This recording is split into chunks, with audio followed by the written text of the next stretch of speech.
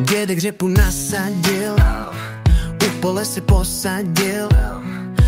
Čekal, mráz ho lekal, sluníčka se bál, dešti jenom lál. Bez večeře, bez oběda čeká dědeček. Najednou se hlína zvedá, roste kopeček. Bábo, roste řepa, prosím tě, co vidíš? Bábo, což jsi slepá, dětku, ty mě šídíš. Zavolali vnučka, pejska, pejsek, kočku, kočka, myš.